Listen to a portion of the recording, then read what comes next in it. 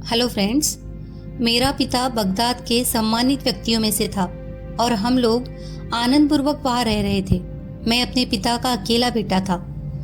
जिस समय मेरे पिता की मृत्यु हुई उस समय तक मैं न केवल विद्या अध्ययन पूरा कर चुका था बल्कि व्यापार के कार्य में भी प्रवीण हो गया था।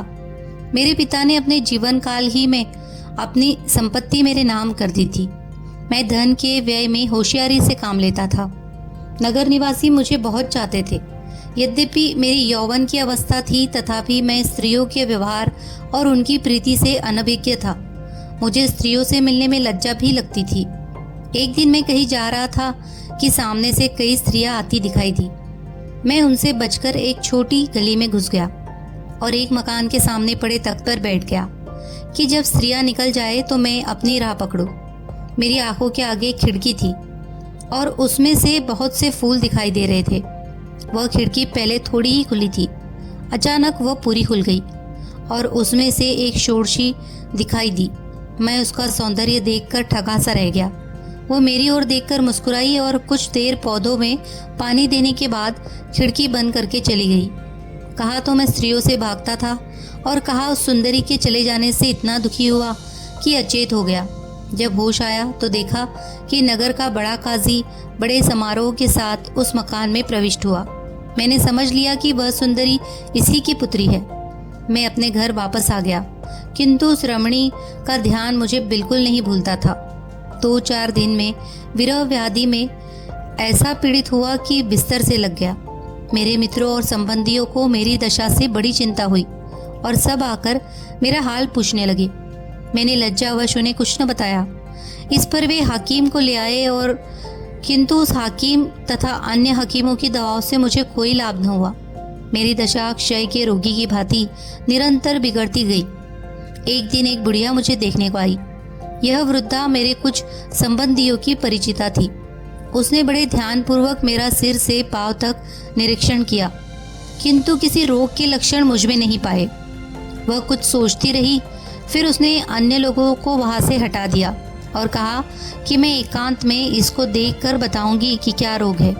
जब सब लोग चले गए तो बुढ़िया ने धीमे स्वर में मुझसे कहा, देखो, तुम्हारे रोग को मैं भली भांति पहचान गई हूँ। तुम्हें किसी प्रकार का कोई शारीरिक रोग नहीं है। तुम किसी सुंदरी पर मोहित हो और लज्जावश किसी से अपना भेद नहीं कहते। इसी से तुम्हारी ऐसी दशा हुई है। अगर तुम मुझसे सारी बात साफ साफ बताओ और अपनी प्रेयसी का पता ठिकाना बताओ तो मैं तुम्हारी सहायता करूं। मैं केवल एक ठंडी सांस भरकर रह गया क्योंकि संकोच ने मेरी जबान बंद कर रखी थी। लेकिन बुढ़िया मेरे पीछे पड़ गई कि ऐसी हालत में लज्जा ठीक नहीं है और अपने हितचिंतकों की सहायता लेनी ही चाहिए।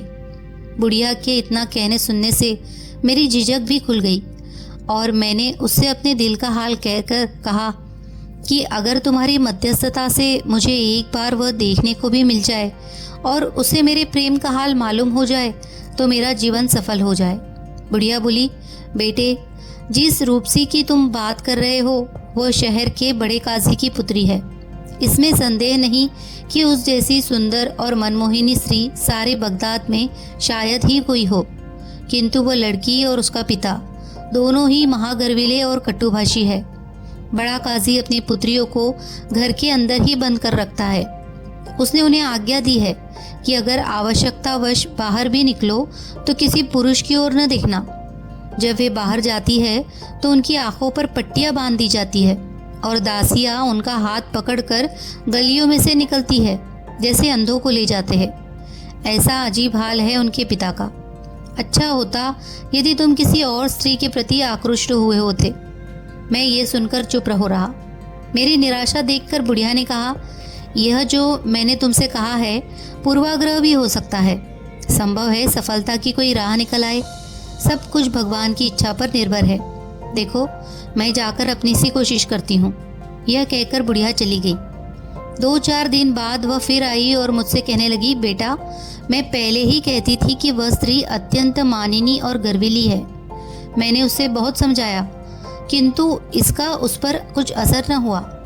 जब मैंने तुम्हारी बीमारी की बात की तो वो चुपचाप रही, किंतु जब मैंने तुमसे भेंट करने के लिए कहा तो वो बिगड़ पड़ी और मुझसे कहा कि तुम बड़ी बदतमीज हो।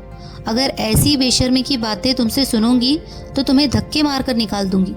यह कहकर बुढ़िया ने मुझे धीरज दिया और कहा कि परेशान होने की जरूरत नहीं, मैं अपना प्रयत्न जारी रखूंगी।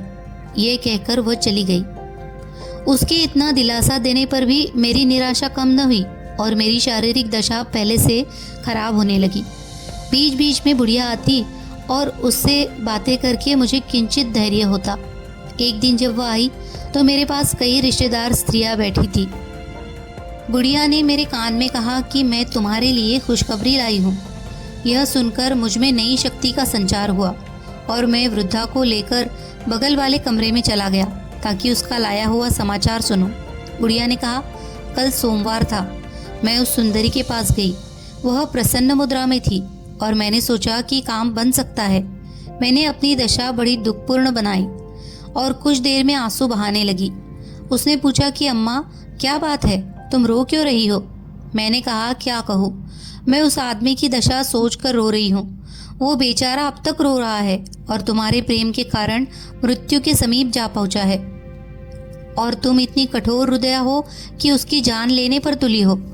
वो कहने लगी, तुम क्या बक रही हो? मैं उसे जानती भी नहीं तो उसकी जान क्यों लूंगी?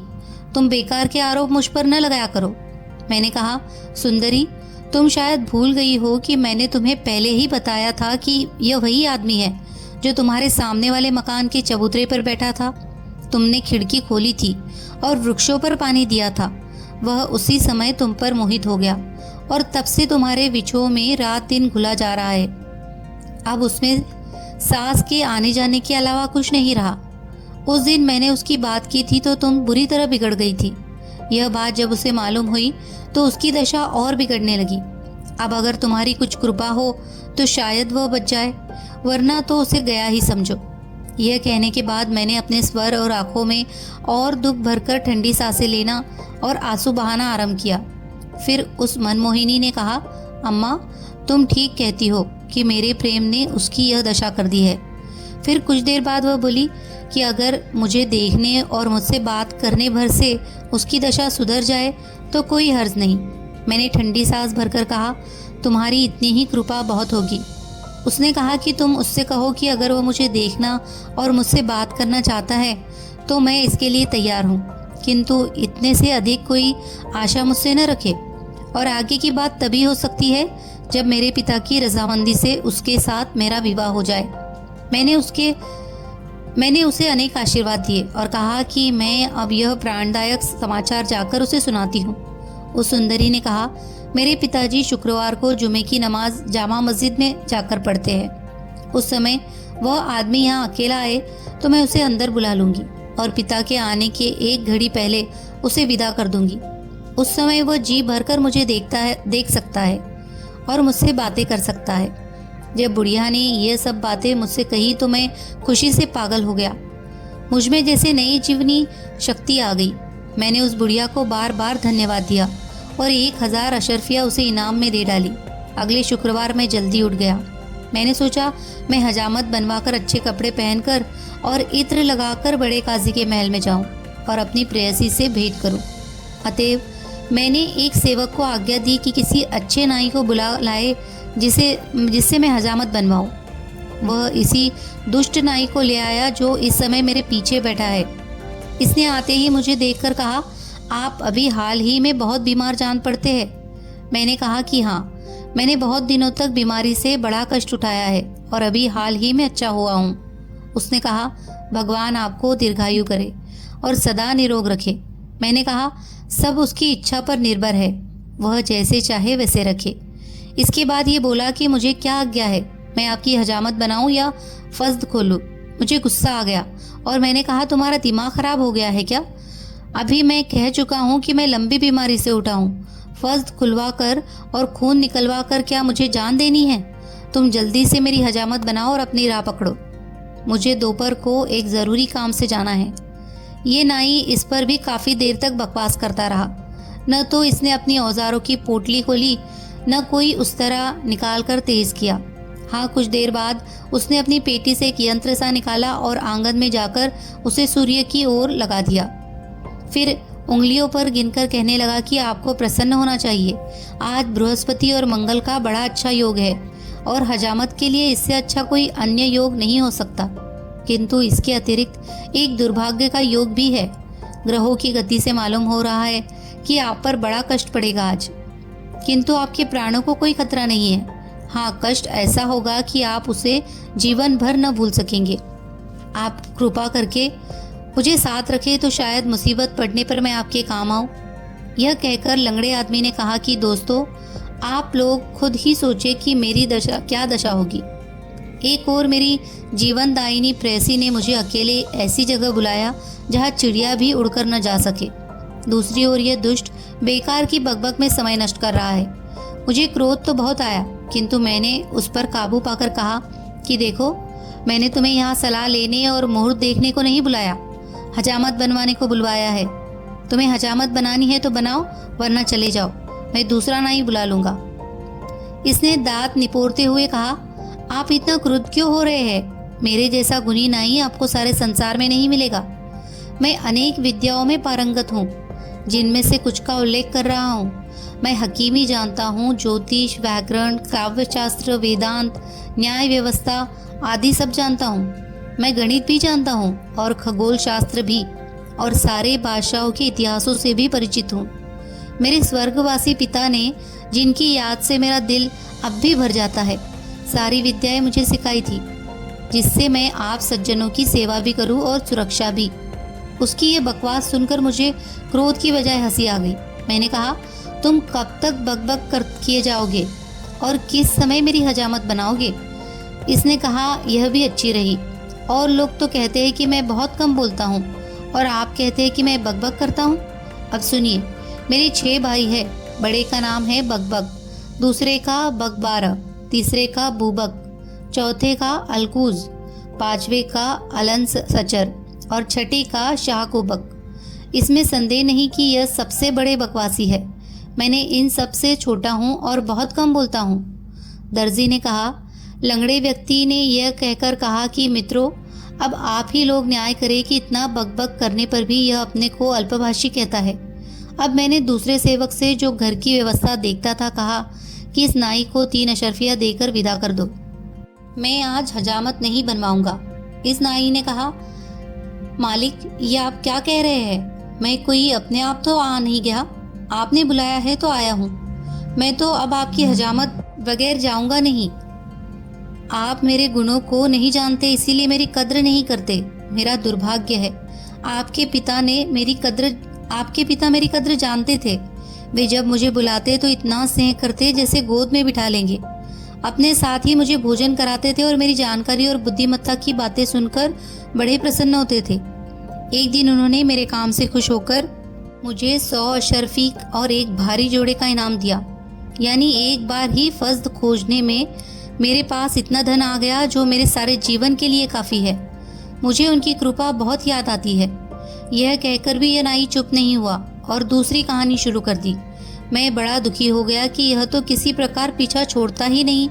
मैंने सोचा कि डांट फटकार का तो इस पर कुछ असर होता ही नहीं, इसे मीठी बातों से बहलाना चाहिए। मैंने कहा, भाई, तुम बहुत अच्छी बातें करते हो, लेकिन इस समय चुप रहो। जल्दी से मेरी हजामत बना दो, क्योंकि मुझे एक जगह जाना है। यह हंसकर बोला, निसंदेह आपको कोई बड़ा ज़रूरी काम होगा जिसके कारण आप इतनी जल्दी कर रहे हैं। आप यह काम मुझे ज़रूर बताएं, बल्कि मुझे अपने साथ ले चले, ताकि मैं हर मौके पर आपकी सहायता कर सकूं। मैं तो ये कहूँगा कि हर महत्वपूर्ण काम आप मेरी सलाह से ही करें, जैसा कि आपके पिता और पितामह किया करते थे। आप मुझे अपना नौकर बल्कि गुलाम समझिए। आप बेझिझक मुझसे अपने मन की बात कहिए।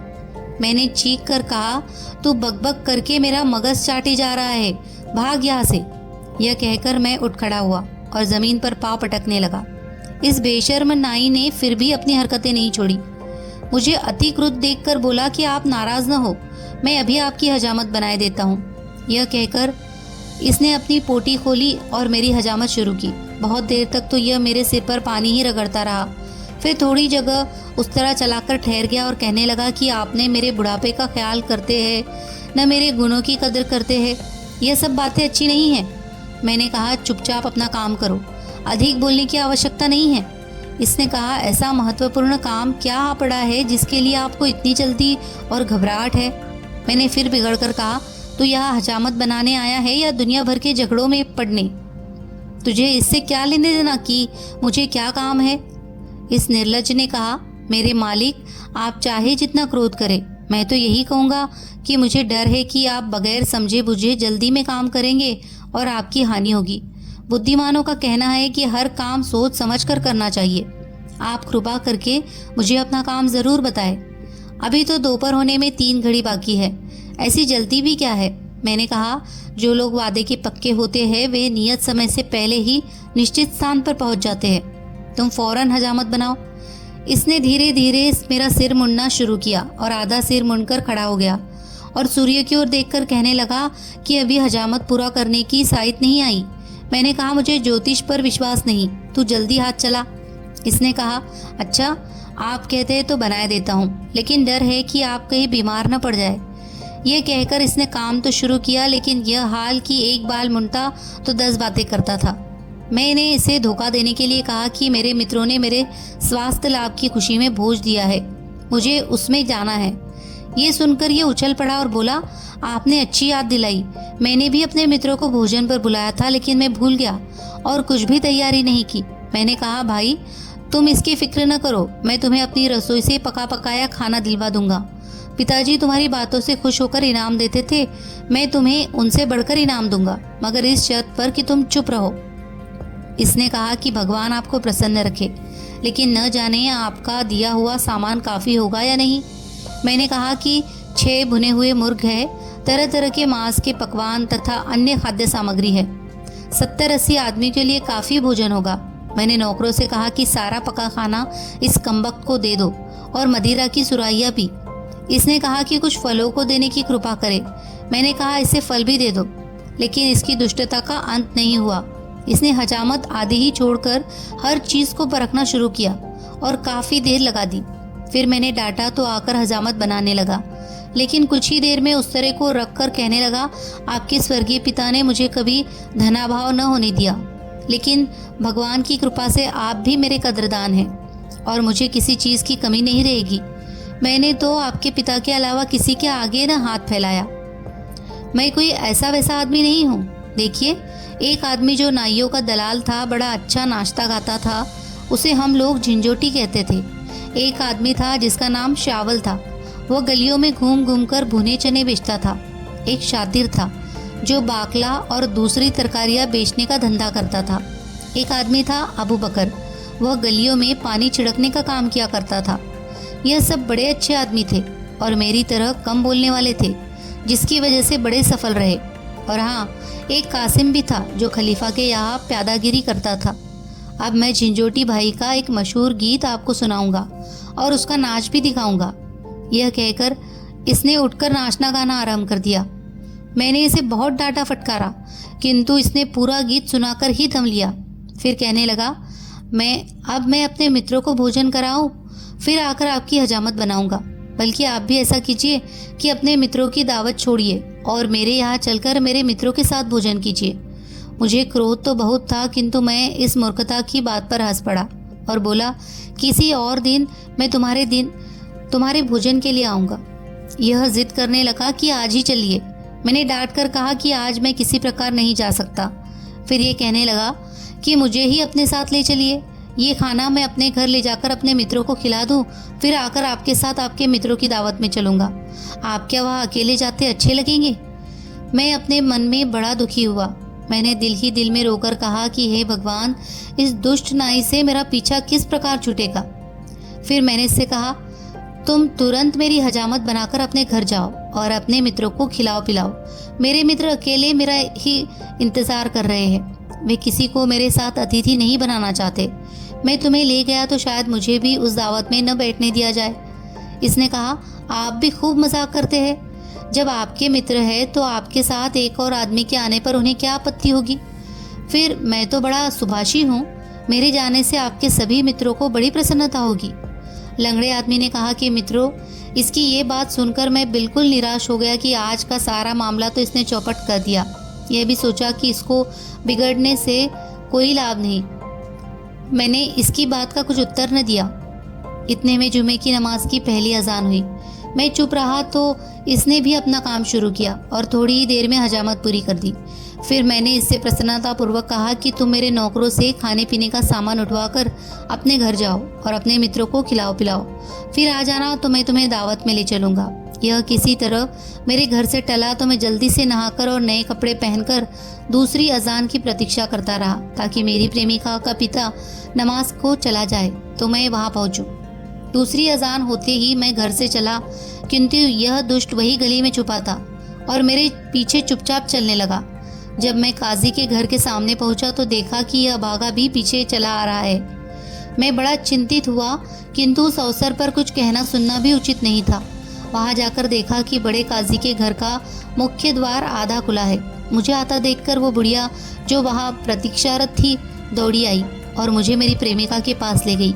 हम लोग प्रेम और मैत्री से बातचीत कर ही रहे थे कि बाहर कई मनुष्यों के बोलने की आवाज़ आई। मैं और मेरी प्रेमिका दोनों खिड़की के बाहर देखने लगे। सबसे पहले देखा कि काजी नमाज पढ़कर वापस आ रहा है। फिर इस नाई को भी देखा कि सामने वाले मकान के उसी तख्त पर बैठा है जहां मैं बैठा था। मुझे दोनों ही को देखकर डर लगा। मेरी प्रेयसी ने मुझे घबराया देखा तो तसल्ली दी और पहले से तय की हुई एक जगह दिखाई कि आवश्यकता पड़ने पर यहाँ छुप जाना। क्या बताऊँ, उस दिन उस दुष्ट नाई के कारण मुझ पर ऐसी विपत्ति पड़ी जिसका वर्णन नहीं कर सकता। जिस समय काजी अपने घर पहुंचा उसी समय एक अधीनस्थ कर्मचारी ने किसी नौकर को किसी बात पर मारा। वह नौकर बड़ी जोर से चिल्लाया। उसकी चीख पुकार सुनकर तख्त पर बैठा हुआ यह कमबख्त समझा कि मुझ पर मार पड़ रही है और यह अपने कपड़े फाड़कर और सिर में धूल डालकर चीख पुकार करने लगा और आसपास के लोगों को बुलाने लगा। उन्होंने आकर पूछा कि क्या बात है, तो इसने रोते हुए सिर्फ इतना कहा कि इस मकान के लोग मेरे स्वामी को मार रहे हैं। इसके बाद यह दौड़ा हुआ मेरे घर पहुंचा और मेरे सगे संबंधियों और नौकरों चाकरों से भी यही कहा। वे बेचारे भी यह सुनकर दौड़ आए। काजी के मकान के सामने भीड़ लग गई और लोग चीखने चिल्लाने और दरवाज़ा भड़बड़ाने लगे। काजी ने अपने एक सेवक से कहा कि बाहर जाकर देख कि ये लोग क्या चाहते हैं। सेवक ने बाहर आकर देखा और घबरा कर अंदर जाकर कहा कि हजारों लोग जमा हैं और क्रोध में दरवाज़ा तोड़ दे रहे हैं। काजी खुद बाहर आया और लोगों से पूछा कि क्यों शोर कर रहे हो। दरवाजे पर जमा भीड़ ने काजी की प्रतिष्ठा का भी कुछ लिहाज न किया और कहा, पापी कुकर्मी, तूने एक बेकसूर प्रतिष्ठित व्यक्ति को क्यों घर में बंद करके मारा। वह हैरान होकर बोला, न कोई बाहरी आदमी मेरे घर में है, न मैंने किसी को मारा पीटा है। अब यह मूर्ख नाई आगे बढ़ा और काजी को भद्दी भद्दी गालियाँ देकर बोला, तेरी बेटी मेरे स्वामी पर जान देती है। उसने उसे दोपहर में मिलने के लिए बुलाया। तूने उसे अंदर पाकर बहुत मारा है। अब तू अपना भला चाहे तो तुरंत उसे छोड़ दे। काजी ने अपने गुस्से को पीकर कहा, यहाँ कोई तुम्हारा स्वामी नहीं है, तुम लोग चाहो तो अंदर जाकर देख लो। ये सुनकर ये नाई और मेरे रिश्तेदार अंदर घुस गए और एक एक कमरे में जाकर देखने लगे। मैं अपनी बदनामी और काजी के क्रोध के भय से वहाँ रखे एक खाली संदूक में घुस गया और मेरी प्रेमिका ने उसे बंद करके कुंडी लगा दी। यह नाई ढूंढता हुआ आया और संदूक की कुंडी खोलकर ढक्कन जरा सा उठाकर देख लिया कि मैं उसमें हूँ। फिर इसने संदूक अपने सर पर रख लिया और बाहर भागा। काजी के नौकर चाकर इतने घबराए हुए थे कि किसी ने रोक टोक नहीं की। जब यह संदूक लेकर भाग रहा था तो रास्ते में ढक्कन खुल गया और मैं संदूक से बाहर जा गिरा। मैं मुंह छुपाकर अपने मकान की ओर भागने लगा। यह नाई और बहुत से लोग मेरे पीछे दौड़े आए थे। इसी परेशानी में एक नाले को छलांगते समय मेरा पैर फिसला और मैं उसमें इतनी बुरी तरह गिरा कि मेरा पाँव टूट गया। किंतु उस समय मुझे पाँव की चिंता न थी। मैं गिरता पड़ता भागने लगा। जब भीड़ मेरे पास पहुंचती तो मैं जेब से मुट्ठी भर सिक्के उसकी ओर फेंकता। वह लोग सिक्के उठाते तब तक मैं आगे भागता। काफ़ी दूर निकल जाने पर भीड़ ने मेरा पीछा छोड़ दिया, किंतु यह दुष्ट नाई बराबर बकवास करता हुआ मेरे पीछे लगा रहा। यह बराबर चिल्लाकर कह रहा था, देखिए मैंने आपका कितना उपकार किया है और आपके लिए कितना कष्ट झेला है और किस भांति आपको काजी के हाथ से बचाया है। मैंने पहले ही कहा था कि अगर मुझे साथ न ले चलेंगे तो बड़ी मुसीबत में फंसेंगे। यह जो कुछ हुआ आपकी बुद्धि की कमी के कारण हुआ और आप फिर बड़ी भूल कर रहे हैं कि मुझसे भाग रहे हैं।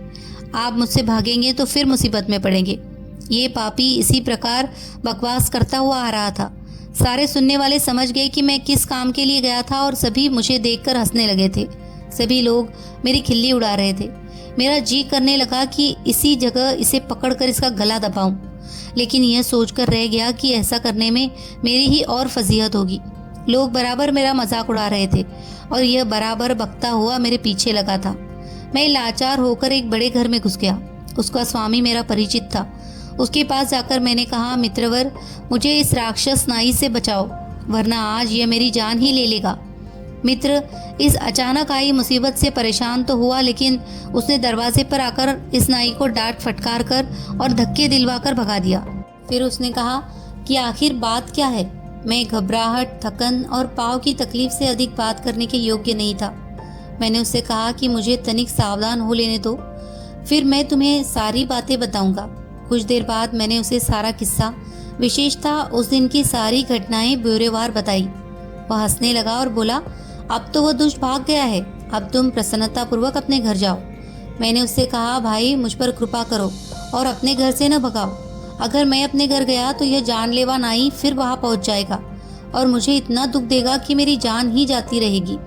इसके अतिरिक्त ये बात भी है कि सौभाग्य के कारण सारे शहर में मेरी ऐसी बदनामी हो गई है कि मैं यहाँ किसी को मुंह दिखाने के योग्य नहीं रहा हूँ। मित्र मेरी बात सुनकर चुप हो रहा। मैं कुछ दिनों तक उसके घर में रहा और वहाँ छुपे छुपे अपने गुमाश्तों को बुलाकर अपनी संपत्ति का प्रबंध कर दिया। जब पाँव का घाव ठीक हो गया तो लंगड़ाता हुआ, क्योंकि हड्डी टूटने के कारण मैं सारी उम्र के लिए लंगड़ा हो ही गया था। बगदाद को छोड़कर इस नगर में आ बसा। मुझे आशा थी कि यहाँ इस नाई से छुटकारा मिलेगा, किंतु मेरे दुर्भाग्य से यह यहाँ भी मौजूद है। मित्रों, आप लोग स्वयं विचार करके देखें कि इस कमबख्त ने मुझ पर क्या क्या मुसीबत नहीं डाली। उस चंद्रमुखी से जो मुझसे विवाह करने को राजी थी, मैं हमेशा के लिए बिछुड़ गया। अपने नगर में किसी को मुंह न दिखा सकने के कारण वहाँ से भागने को विवश हुआ और जीवन भर के लिए लंगड़ा हो गया, वह अलग। यह कहने के बाद वह लंगड़ा सभा से चला गया। सभी लोग उसकी दुर्भाग्यपूर्ण कथा सुनकर बड़े प्रभावित हुए। सबने उस नाई से पूछा कि उसने जो बातें कही, क्या वे बातें सच है?